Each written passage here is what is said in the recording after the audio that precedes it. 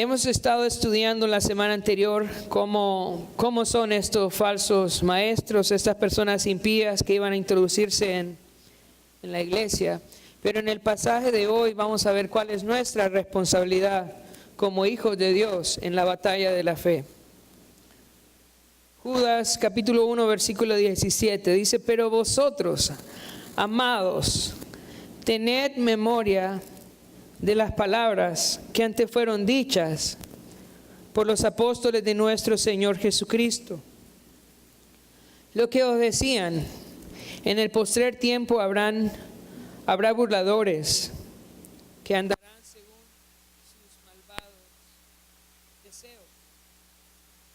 Estos son los que causan divisiones, los sensuales, que no tienen al Espíritu. En la batalla de la fe, nuestra primera responsabilidad que aparece acá en el versículo 17 es tener memoria de lo que los apóstoles habían dicho. Y los apóstoles nos habían enseñado, estudiamos el mes pasado en 2 de Pedro, que esto iba a surgir, que iban a entrar en la iglesia hombres impíos, que iban a entrar falsos profetas. Que esto es algo que no debería de asustarnos, de impresionarnos, de desanimarnos. Es algo que ya se nos había dicho. Mucha gente, hermanos, mucha gente se va de la iglesia porque tuvo problemas con alguien. Porque alguien le robó dinero, porque alguien le engañó, porque alguien lo trató mal. Pero si no es esto lo que nos ha enseñado la palabra de Dios, que en los postreros días van a haber hombres impíos que se iban a introducir en la iglesia. Así que eso no debería de ser una razón de desánimo, una razón por la cual dejar la iglesia. ¿Por qué? Porque mira, los apóstoles nos lo habían dicho, el Señor Jesucristo nos lo dijo y los profetas también nos lo dijeron desde antes. No todos los que vienen a la iglesia son creyentes. No todo lo que brilla es oro, ¿verdad? Y soldado avisado no pierde batalla. El Señor ya nos había dicho, mira, en la iglesia vas a encontrar de todo. Gente impía, gente que no viene a adorar a Dios, sino que viene a hacer la obra de desánimo, de división. Los apóstoles describieron a estos hombres. En el versículo 18 dice: los que os decían, en el postrer tiempo habrán burladores. Y burladores viene de la palabra jugadores, personas que están jugando aquí, personas que no han tomado en serio el papel como creyentes, el papel como siervos de Dios. Otra connotación de burladores en la palabra de Dios es engañadores, personas que están aquí no por el Señor, sino para engañar a otros. Dice: en el postrer tiempo, versículo 18, habrán burladores que andarán según sus malvados deseos. Estos son los que causan divisiones. ¿Qué hacen estas personas? Causan división en la iglesia. ¿Sabes? En el libro de Apocalipsis, en el libro de Proverbios, aparece una lista de 7 cosas que aborrece Jehová, que abominan su alma. Y dentro de la lista hay una que dice: el que siembra discordia entre hermanos. Son cosas que abomina al Señor, aborrece su alma. Una persona que pone a un hermano contra el otro. Y este es el trabajo de estos burladores: sembrar discordia entre los hermanos. Mira, que el Señor nos libre de sembrar división entre los hermanos, de poner un hermano en contra del otro. Y por otro lado, si usted sabe que hay una persona que está sembrando división, usted debe tenerle cuidado, porque de esos son los que está hablando ese pasaje. Versículo 19 dice: estos son los que causan divisiones, los sensuales. Y esa palabra sensual significa natural. Es como los animales que andan en base a sus instintos, ¿verdad? Es un hombre natural. Para él lo importante es lo lógico, no lo que Dios dice. lo que Él piensa, no lo que el Señor dice. Y sabes, yo quiero decirte, cuando nosotros venimos a Cristo, ya no actuamos en base a nuestra naturaleza, actuamos en base a la palabra de Dios. Hermanos, si alguien te da en una mejilla, ¿qué es lo natural? Darle unos dos, ¿verdad? Eso es lo natural. Y eso es lo que hacen los hombres naturales. Actúan en base a sus instintos. Sin embargo, nosotros ya no andamos conforme al hombre natural, sino conforme al Espíritu. Entonces dice el versículo 19, estos son los que causan divisiones, los sensuales que no tienen al Espíritu. Nosotros tenemos al Espíritu. Y ya no podemos actuar en base a nuestra naturaleza, en base a nuestros deseos. Ahora debemos ser guiados por el Espíritu Santo. Entonces, la primera responsabilidad en la batalla de la fe es recordar que eso ya ha sido anunciado, que estos hombres iban a entrar a la iglesia, que van a acompañarnos hasta que el Señor venga y los saque. Pero mientras estemos aquí, vamos a tener la compañía de estos hombres, de estos personajes. Es nuestra primera responsabilidad. Y que eso no debe de desanimarnos, que eso no debe de guiarnos a salir de la iglesia. Esto es parte de lo que el Señor ya nos ha anunciado. Van a estar aquí. Versículo 20, ahora nuestra segunda responsabilidad. Pero vosotros, dice, amados, edificaos sobre vuestra santísima fe. Esa es nuestra siguiente responsabilidad. Edificarnos. Hermanos, la Biblia nos enseña que Él está construyendo en su iglesia un templo glorioso, no hecho de manos. Él está construyendo algo hermoso en su iglesia. ¿Y cómo somos edificados? Vamos a ir al libro de Efesios, capítulo 4, versículo 11.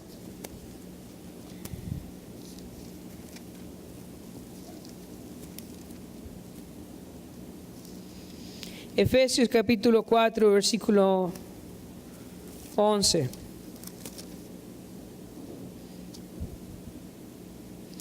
Dice, y Él mismo constituyó a unos apóstoles, a otros profetas, a otros evangelistas, a otros pastores y maestros, a fin de perfeccionar a los santos para la obra del ministerio, para la edificación del cuerpo de Cristo, hasta que todos lleguemos a la unidad de la fe y del conocimiento del Hijo de Dios, a un varón perfecto, a la medida de la estatura de la plenitud de Cristo, para que ya no seamos niños fluctuantes, llevados por donde quiera de todo viento de doctrina, por estratagema de hombres que para engañar emplean con astucia las artimañas del error, sino que siguiendo la verdad en amor, crezcamos en todo aquel que es la cabeza, esto es Cristo,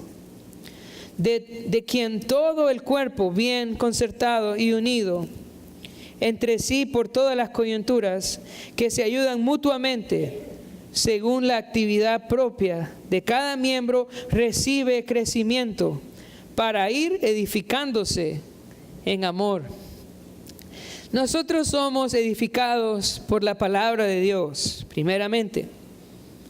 Sin embargo, el Señor nos ha dado a todos dones. El Señor también nos ha dado apóstoles y profetas, que ellos nos dieron la Escritura. Nos ha dado evangelistas que nos han anunciado el Evangelio. Pastores y maestros que enseñan ¿qué? Lo que los apóstoles y profetas nos dieron. Por otro lado, también nos ha dado dones a cada uno de nosotros. Y es nuestra responsabilidad como creyente participar en el crecimiento de los demás a través de nuestro don. Entonces crecemos al estudiar la palabra. Y crecemos también al dejar que el Señor nos use a través de nuestros dones en la vida de los demás. Así se edifica la iglesia, a través de la enseñanza de la palabra de Dios y a través de nuestra participación con nuestros dones en la vida de otros. Y vamos creciendo en amor. Dios quiere que nosotros crezcamos, que seamos edificados. Pero para eso es necesario la participación de todos. Hermanos, nos necesitamos unos a otros para ir edificándonos en nuestra santísima fe. Necesitamos participar en el crecimiento de los demás. ¿Puedo yo edificarme yo solo? ¿Qué dice la Escritura? Lo leemos en el versículo 16. Dice: de quien todo el cuerpo bien concertado y unido entre sí por todas las coyunturas, dice que se ayudan ¿cómo? Mutuamente, según la actividad propia ¿de qué? De cada miembro. ¿Puedo yo edificarme yo solo? No. Yo necesito la participación de mis hermanos en mi vida. Y mis hermanos necesitan también mi participación en su vida. El crecimiento espiritual es algo que pasa como iglesia, juntos, animándonos, ayudándonos. Hermanos, hoy hay muchas personas, aún de la iglesia, que están desanimadas o que tienen temor, que no están aquí esta mañana. ¿Cuál es nuestra responsabilidad para con ellos? Es edificarles en amor, es buscarles, es hablarles del Señor, es recordarles la palabra de Dios. Así es como se edifica la iglesia. Necesitamos la enseñanza, sí, necesitamos la enseñanza, pero también necesitamos la participación de cada miembro, cuidando de los demás, animando a los demás para que puedan crecer, para que puedan ser edificados. Vamos a volver a Judas y vamos a ver la siguiente responsabilidad del creyente en la batalla de la fe. Dice en el versículo 20: pero vosotros, amados, edificaos sobre vuestra santísima fe. Y luego dice, orando en el Espíritu Santo. ¿Qué significa esto de orando en el Espíritu Santo? Yo sé que estas semanas hemos orado mucho, pero la pregunta es si hemos orado en el Espíritu Santo o hemos orado en nuestra carne, pidiendo nuestros deseos, pidiendo que se haga lo que nosotros consideramos que debería de pasar. ¿O realmente hemos pedido al Espíritu Santo que sea Él quien guíe nuestra oración? Y pedir realmente que el Señor haga su voluntad. Porque orar en el Espíritu Santo significa orar bajo la dirección del Espíritu Santo. Orar bajo el control del Espíritu Santo.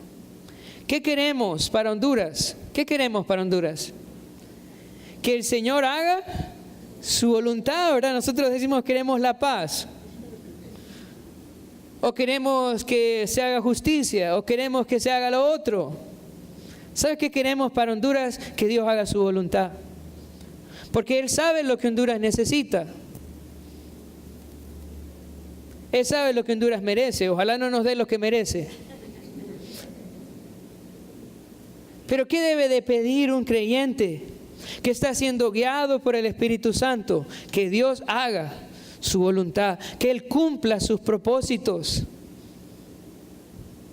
que por medio de esta situación otros puedan conocer a Cristo, que su iglesia pueda ser luz. Vamos a ir a Romanos, capítulo 8, versículo 26 y 27. Y habla acerca de la oración en el Espíritu. Cómo el Espíritu Santo nos ayuda a poder orar correctamente.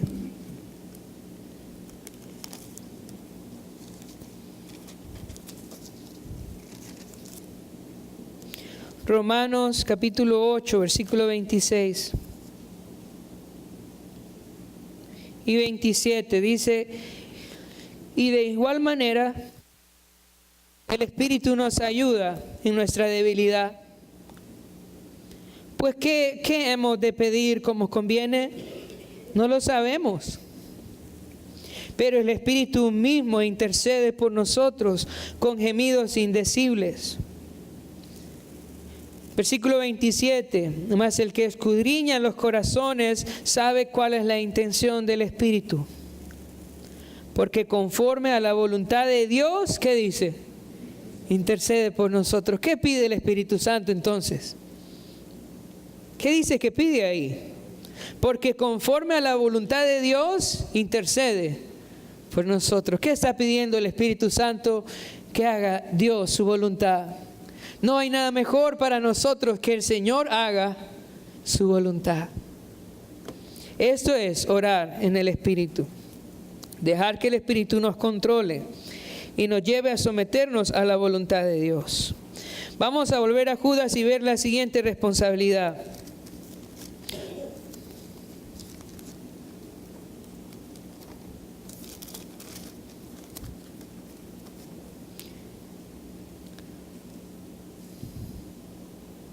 Dice, versículo 21, conservaos en el amor de Dios. Esa es la siguiente responsabilidad. Conservarnos en el amor de Dios. El amor de Dios no es algo natural en nosotros, es algo que el Señor nos da. Y esa palabra de conservarse es como si alguien estuviera vigilando que no se vaya. Como si alguien está cuidando de que no desaparezca, de que no se vaya de nuestra vida. El Señor nos ha dado su amor, pero es nuestra responsabilidad permanecer en ese amor, tratar a los demás con ese amor. Esa es nuestra responsabilidad, cuidar el amor. Muchas veces somos muy cuidadosos de la doctrina y gloria a Dios por eso. Vamos a seguir así.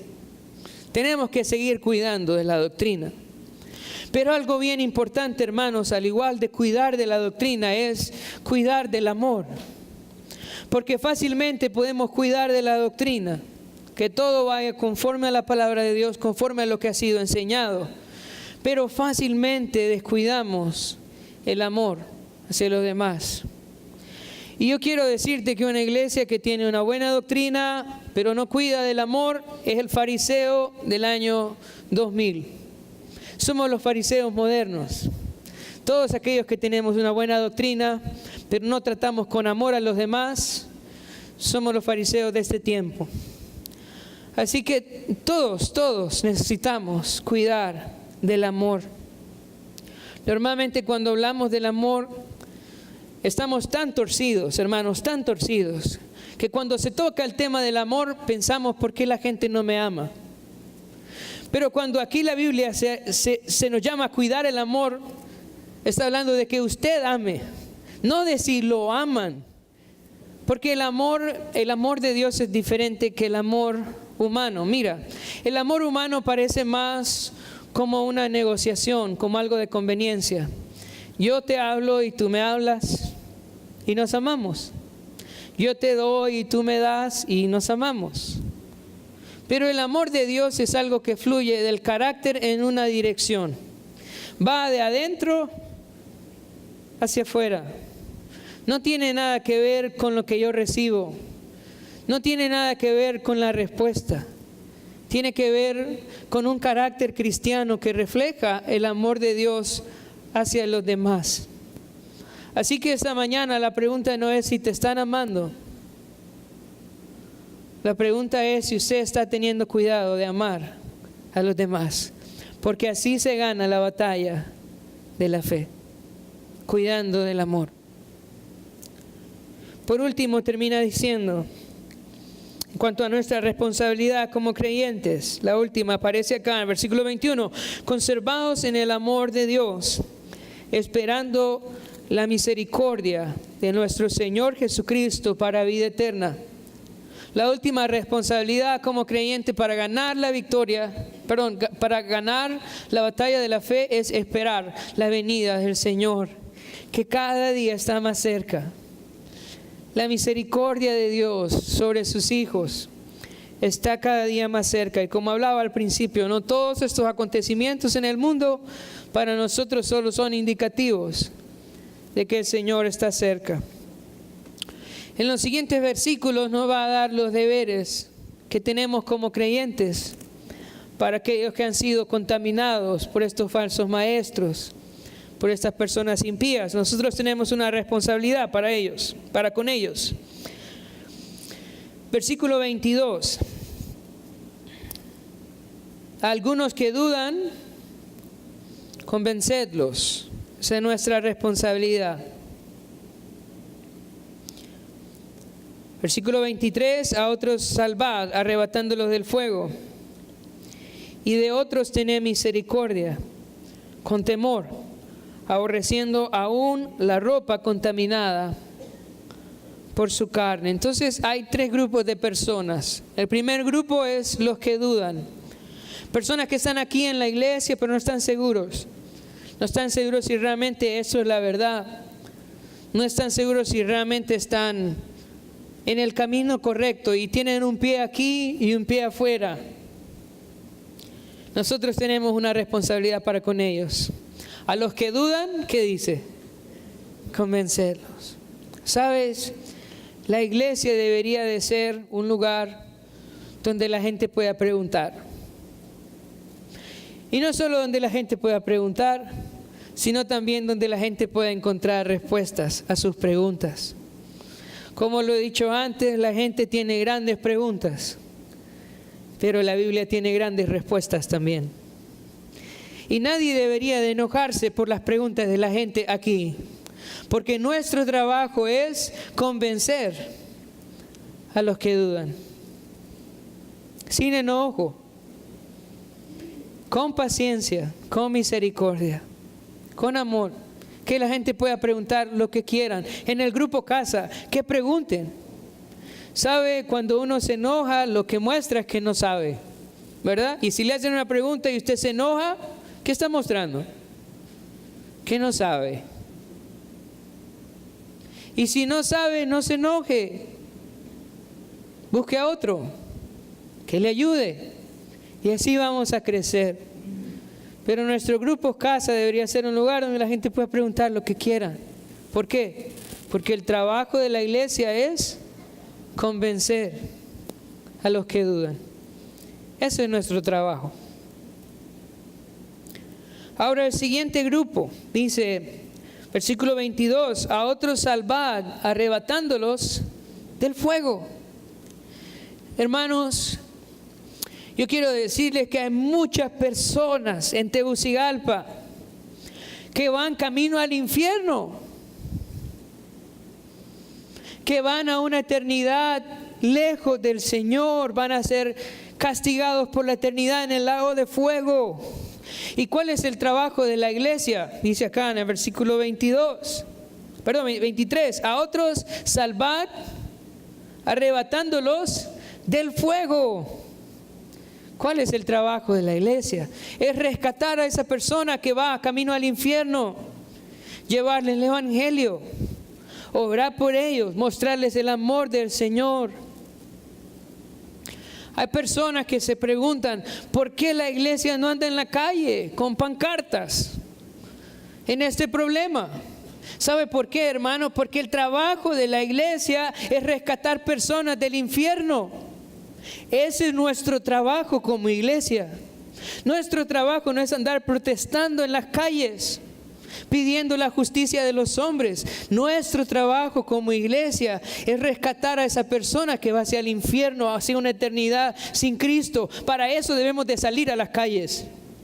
Ese es nuestro trabajo como cristianos. ¿Quién les va a hablar del Señor? Si la iglesia no hace este trabajo, ¿quién lo va a hacer? ¿El gobierno lo va a hacer? ¿La empresa privada lo va a hacer? ¿Quién va a rescatar a las personas que van camino al infierno? Somos nosotros. Este es nuestro trabajo. Eso es nuestro deber. Y yo quiero que nos animemos todos. No perdamos el enfoque. Ese es nuestro trabajo. Predicar de Jesucristo. Llevar la salvación a los perdidos. Por esto debemos de salir.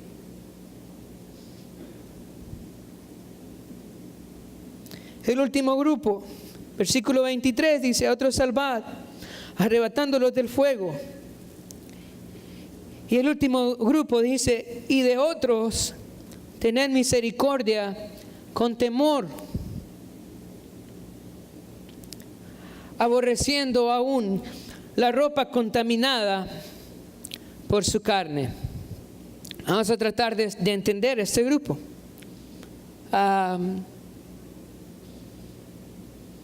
Aquí Judas está ejemplificando la mala doctrina, este engaño de Satanás, como si fuese algo viral, algo que se contamina, pero la verdad que contamina la ropa no, la verdad lo que está haciendo acá es como usando una ilustración. Esta enseñanza es como si fuese una enfermedad que se pasa, algo que contamina todo, algo que arruina, algo que daña. Entonces, de estas personas que conocen la verdad, que han escuchado el Evangelio, pero aún así deciden perseverar en la falsa doctrina y no quieren cambiar, la Biblia dice que yo debo de tener misericordia, pero misericordia ¿con qué dice? Míralo ahí en la Biblia. Misericordia con temor. O sea, usted sabe que esa persona está engañada y no quiere salir de ahí. Entonces, ¿qué debe de hacer usted? Tener misericordia con temor, diciendo, ok, esa persona ya ha escuchado la verdad, esa persona ya hemos tratado de ayudarle, pero no quiere. Así que necesito tener misericordia, pero a la vez cuidado. Porque esta mala doctrina, mala enseñanza, esta forma de pensar es algo que también me puede contaminar a mí. Eso es lo que está diciendo. Está diciendo, no lo odie, no le aborrezca, pero tenga cuidado, porque esa persona no quiere cambiar y le puede dañar a usted. En el libro de 2 de Timoteo hay un ejemplo de esto. Vamos a ir a 2 de Timoteo, capítulo 2.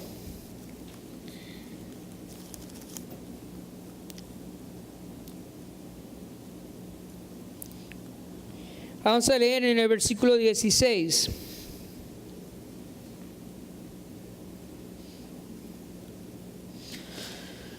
Dice, mas evita, según de Timoteo capítulo 2, versículo 16, dice, mas evita profanas y vanas palabrerías, porque conducirán más y más a la impiedad. Y luego dice en el versículo 17, y su palabra carcomerá como gangrena, de los cuales son Himeneo y Fileto, que se desviaron de la verdad, diciendo que la resurrección ya se efectuó, y trastornan la fe de algunos.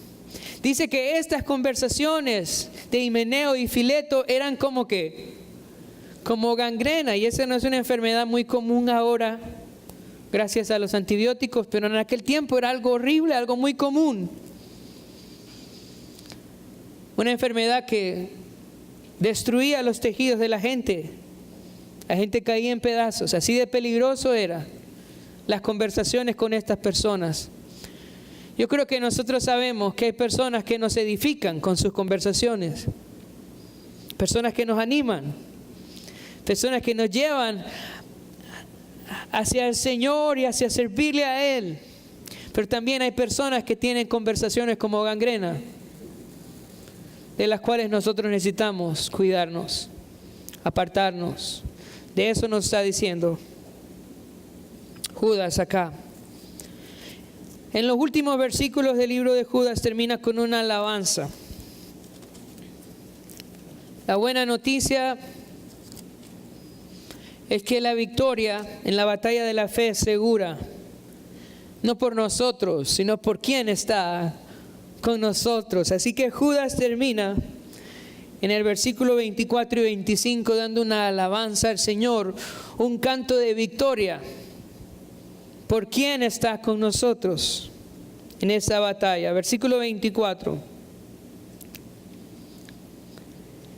Y aquel que es poderoso para guardaros sin caída y presentaros sin mancha delante de su gloria con gran alegría, al único y sabio Dios, nuestro Salvador, sea gloria y majestad, imperio y potencia, ahora y por todos los siglos. Amén. ¿Sabe? Aunque haya un montón de mentirosos en las iglesias, enseñando por ganancia deshonesta, aunque haya un montón de infiltrados en la iglesia para desanimar a los creyentes, la buena noticia es que la victoria es nuestra, porque el Señor Todopoderoso está con nosotros.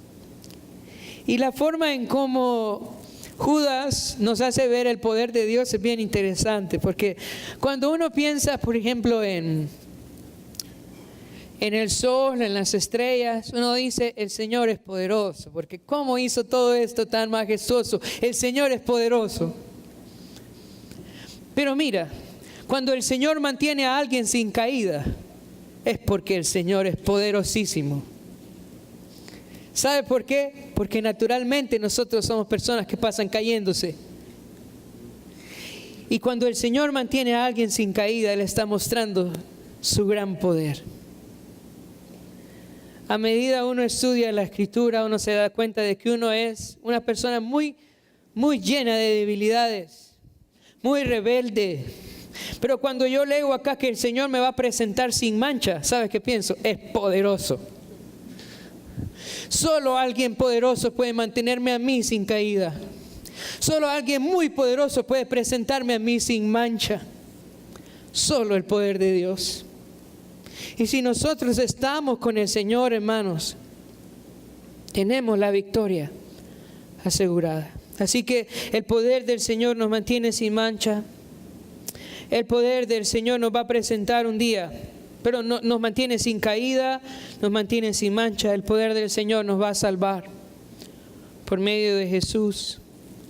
Y en esa mañana yo quiero preguntarte que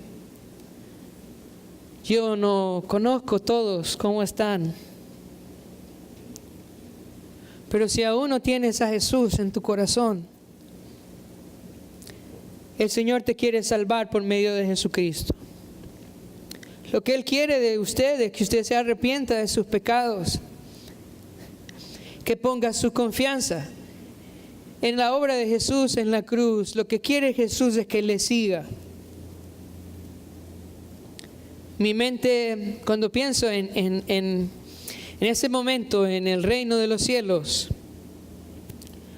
lo importante no es quién soy yo ni lo que yo hice, sino con quién voy. Cuando nos presentemos al reino de los cielos y estemos ahí, ¿por qué vamos a entrar? ¿Por qué? ¿Por qué vamos a ser salvos? ¿Sabes por qué? Porque Jesús va con nosotros. Porque Él va con nosotros. Por eso, mira, cuando lo vean llegar de lejos, van a decir, ábrale, porque viene conmigo, viene con Jesús. Si usted no tiene a Jesús, no importa. Si vino todo el tiempo a la iglesia, no importa cuántas cosas buenas hizo. Solo es por medio de Jesucristo.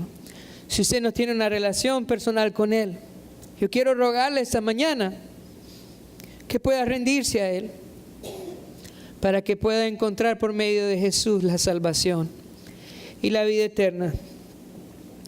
Para terminar, Judas usa un par de palabras al final. Dice 25, al único sabio Dios, nuestro Salvador. Dice, sea la gloria, la majestad, el imperio, potencia, ahora y por todos los siglos. Amén. Todas estas palabras tienen que ver con el reino de Dios, tienen que ver con su dominio. Aún no sé cuántos días pasaron de las elecciones y Honduras no sabe quién es su presidente. Pero yo sé quién está sentado en el trono. Yo sé quién gobierna, hermanos. Es nuestro único y sabio Dios. Él está sentado. Las cosas no se han salido de sus manos. Satanás no le robó el mundo a Dios. Él sigue gobernando. Y todo lo que pasa, Él lo permite. ¿Para qué? Para bien de los que le aman. Así que quiero animarle hoy a confiar en ese Rey soberano que gobierna por los siglos de los siglos y que nos ha prometido la victoria en la batalla de la fe. Vamos a orar.